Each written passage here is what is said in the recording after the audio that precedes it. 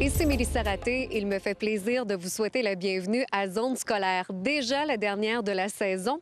On se retrouve actuellement à l'école primaire du Bon Pasteur de Sainte-Monique. Évidemment, émission entièrement consacrée aux établissements de la commission scolaire du Lac-Saint-Jean. On rencontre les membres du personnel, les élèves de l'école du Bon Pasteur, mais tout juste avant, allons rencontrer la présidente de la commission scolaire du Lac-Saint-Jean, Mme Roxane Thibault.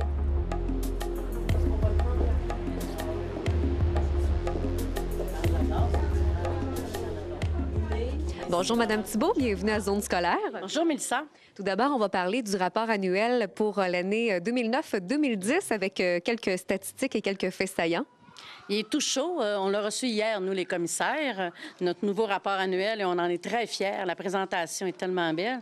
Le rapport annuel vous donne un petit peu les chiffres du personnel, il parle un peu de transport scolaire, mais surtout du plan stratégique avec nos 4 orientations, qu'est-ce qui a été fait dans nos écoles pour appliquer notre plan stratégique. Et il y a des faits saillants aussi que vous pouvez lire. Je ne vous ferai pas la lecture, mais je vous encourage à le regarder. Vous l'avez reçu, la population l'a reçu dans le Lac-Saint-Jean mercredi passé ou jeudi. Et vous avez la réussite de nos élèves. La réussite de nos élèves, regardez attentivement. Je peux vous dire qu'on en est fiers. On en est fiers parce qu'on a toujours une amélioration d'une année à l'autre, que ce soit dans la diplomation, que ce soit les épreuves ministérielles, ou ici, j'ai le taux de réussite des élèves de 5e secondaire. C'est encourageant de voir qu'est-ce qui se passe. Et d'une année à l'autre, on sait qu'on va avoir d'autres améliorations. Je félicite toute l'équipe qui a travaillé pour le plan, notre rapport, pas notre plan, mais notre rapport annuel de cette année.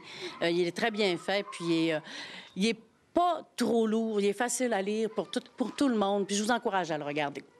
Calendrier pour la prochaine année 2011-2012. Est-ce qu'il y aura des changements apportés? Non, le calendrier 2011-2012, soit pour la formation générale adulte, formation générale jeune et formation professionnelle, est semblable à ce qu'on avait l'année passée. Les élèves commencent le 20... Non, pas les élèves du tout. Le personnel commence le 24 avec des journées pédagogiques et dans la semaine d'après, le mardi, les élèves commencent et ça se ressemble un peu dans tous les calendriers. Ça a été adopté la semaine de relâche et la première semaine de mars pleine qui devrait être à la grandeur de la région. Donc, plus séparés, là, comme l'année passée, le Saguenay était une semaine et le Lac-Saint-Jean, c'était une autre semaine. Ça devenait mêlant, la longue? Ça devrait pas. On a demandé que ce soit pareil. Les services éducatifs ont quand même fait des démarches auprès des gens pour respecter. Mais gardez, c'est pas nous qui contrôlons de manière d'une autre. Mais en tout cas, les dernières nouvelles, ça devrait être pareil. Madame Thibault, entre autres, le sujet a été abordé il y a déjà quelques semaines concernant les compressions budgétaires. Qu'est-ce que la commission scolaire du Lac-Saint-Jean va faire? Nous, nos compressions budgétaires pour l'année qui s'en vient, c'est de 970 000 c'est près d'1 million. C'est des grosses compressions budgétaires. Il y a un travail qui a déjà été fait, un travail, je veux dire, de forcené, qui nous a permis de faire des compressions. On essaie de ne pas toucher au service à l'élève et je crois qu'ils ont réussi. Mais je vous dirais que c'est lourd d'année en année parce que l'année prochaine, c'est la même chose qui revient. C'est récurrent. Et en tout cas, ce que la ministre a annoncé, c'est pour 2 ans à venir. Mais pour nous, le mieux qu'on peut faire, c'est d'essayer de ne pas toucher au service aux élèves. Mais je disais en entrevue dernièrement avec Planète, vous savez, pas toucher aux élèves, c'est facile à dire, mais que je touche à des heures de conciergerie, que je touche à des heures de secrétariat, que j'aille toucher à mes services éducatifs, je touche indirectement à l'élève. Oui.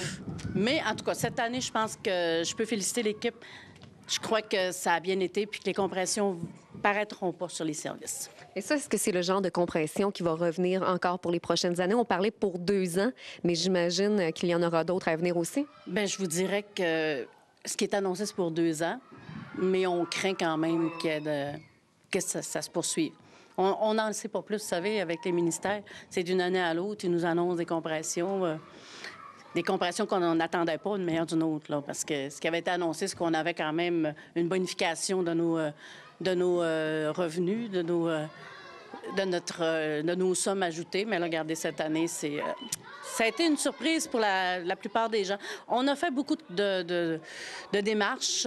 On a manifesté notre mécontentement auprès du ministère. Il y a beaucoup d'instances qui manifestent aussi leur mécontentement. Dernièrement, M. le directeur général nous disait que la DIGEX, l'Association des directions générales, vont faire aussi des pressions et vont manifester leur mécontentement parce que c'est un gros travail pour eux. Il faut dire que quand on parle de compression, ça part d'eux qu'il faut qu'ils regardent avec l'équipe où on va aller couper. On va rester dans le domaine de l'argent, entre autres concernant la participation financière pour les parents. Oui, vous savez que les parents, tous les ans, ont des frais de scolarité au début d'année. La commission scolaire a une politique qui essaie d'englober la plupart des frais exigés aux parents et on se donne comme un départ pour dire aux parents, regardez, les conseils d'établissement se doivent de regarder tous les frais exigés dans chacun des cycles. Et la moyenne pour le primaire, c'est 105 $. Essayez de respecter ce 105 $-là. C'est quand même assez onéreux quand on a 2-3 enfants qui commencent l'école. Et pour le secondaire, on était à 105 aussi, mais on s'est aperçu que le 105, il était un petit peu serré. C'était difficile pour les conseils d'établissement de dire oui, OK, on accepte ça. Fait que là, on a accepté le 125 $. Je crois qu'avec ces montants-là, ça va être facile de pouvoir arriver pour les frais des jeunes. La commission scolaire du Lac-Saint-Jean est toujours fière de ses écoles, de ses établissements lorsque les écoles primaires ou secondaires gagnent des prix. Ici, à l'école Sainte-Monique, l'école du Bon-Pasteur, il y a le prix Marie-Victorin. On va en parler un petit peu plus tard, mais la commission scolaire du Lac-Saint-Jean va recevoir un autre prix, celui du prix de l'excellence, qui sera remis prochainement à Québec. Oui, c'est le prix d'excellence en prévention dans le milieu. C'est quand même une collaboration avec la Sûreté du Québec et le Par-enfant. Je peux pas vous dire l'enfantec, ça n'a pas rapport, c'est Par-enfant. Par-enfant et la commission scolaire. Le couloir de la violence amoureuse existe, ça fait quand même plusieurs années, qui a commencé par le Prévio, qui était au primaire et qui, à force d'évoluer, maintenant, on le présente au secondaire avec une préparation pour les jeunes et... on est fiers. On est fiers parce que je peux vous dire que ça a été difficile les débuts, ça a été difficile à intégrer et à faire comprendre aux gens que c'est un outil de travail, un outil de prévention qui est important. Et j'ai une commissaire, je tiens à la souligner, qui est là depuis le début, Mme Charret, qui a toujours défendu Prévio, qui a toujours défendu le couloir. Et maintenant, Prévio est intégré dans le couloir de la violence amoureuse. C'est tout nouveau, je l'ai su la semaine passée. Et on va recevoir le prix le 31 mai au colloque, lors du souper du gala des policiers. Ça fait que c'est un honneur et j'en suis très fière. On va revenir sur le concours Rêver l'aluminium parce que les finalistes seront dévoilés bientôt. Vous savez que Rêver l'aluminium, c'est une pédale que les jeunes doivent faire en aluminium. C'est une commande en partant de M. Alexandre Cloutier, qui se trouve à être comme la compagnie qui demande aux jeunes de faire une pédale. Et cette pédale-là va se retrouver sur un vélo de Vinci qui va être donné en cadeau aux jeunes qui va être gagnant. Il y a 10 finalistes et il va y avoir un gagnant.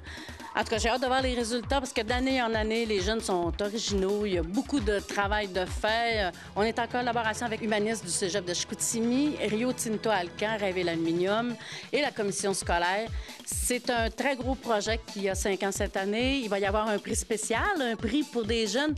Dans nos 4 écoles secondaires, il va y avoir 5 jeunes parce qu'on en a sélectionné 2 au niveau du PWD qui, par ce projet-là, en 3e secondaire, ont réussi à intéresser le jeune peut-être à raccrocher, à trouver une orientation différente de ce qu'il pensait.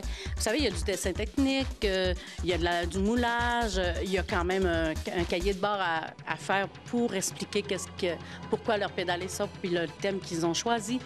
Ça fait que parmi les 4 écoles, il va y avoir 5 jeunes qui ont été sélectionnés. Il va y en avoir un, ça va être pigé, qui va gagner un prix surprise que je devais remettre. Mais étant donné que je suis en congrès à Montréal, je vais être sur vidéo pour présenter le prix avec M. Carol Neptune de Rio Tinto Alcan. Parce que moi et M. Neptune, on est les présidents. Non, on n'est pas les présidents. On est les parrains et marraines du Rêver l'aluminium au primaire, qui est Attache-toi à ta ceinture, et ont fait une mention spéciale cette année, étant donné qu'on fêtait notre 5e anniversaire au secondaire. Madame Thibault, en terminant, la belle saison est à nos portes, est enfin arrivée. L'année scolaire tire à sa fin. Et des fois, c'est peut-être un petit peu plus difficile pour les élèves au niveau secondaire et primaire aussi de vouloir rester bien assis confortablement dans la classe devant le professeur. Tout ce qu'on demande aux jeunes, c'est de faire un effort, un gros effort. Je le sais que c'est pas évident, mais vous savez, quand on arrive à la fin de l'année, c'est parce que c'est la période très importante d'examen. C'est une période où il faut être présent. Il y a de la révision, il y a des choses, et on demande aux parents, s'il vous plaît, envoyez-nous là à l'école. Les enseignants sont là pour les accueillir. S'ils ont des problèmes, s'ils ont besoin de renseignements, s'ils ont besoin de se faire aider, ils sont là, nos enseignants. Puis nos enseignants, eux, ils vont jusqu'à la fin de l'année. Puis je pense que c'est important. Vous savez, c'est comme un travail, l'école. Tu te lèves le matin, tu vas travailler, tu arrives le soir, puis tu es obligé de faire ta semaine. Bien, l'école, c'est la même chose. Il faut être vigilant et il faut demander à nos jeunes d'être sur nos bancs d'école. Je le sais, je vous comprends, on est tous pareils. Le beau temps nous incite des fois à passer par-dessus des choses, mais dites-vous que c'est juste une petite période de votre vie. Ça ne durera pas longtemps. Madame Thibault, ça a été un plaisir et je vais vous souhaiter finalement un bon été. Merci beaucoup de votre collaboration pour Zone scolaire. Merci, puis je vous souhaite un bon été aussi. Et à tout le personnel, à tous nos jeunes, nos parents, soyez prudents, parce qu'au mois de septembre, on veut vous revoir.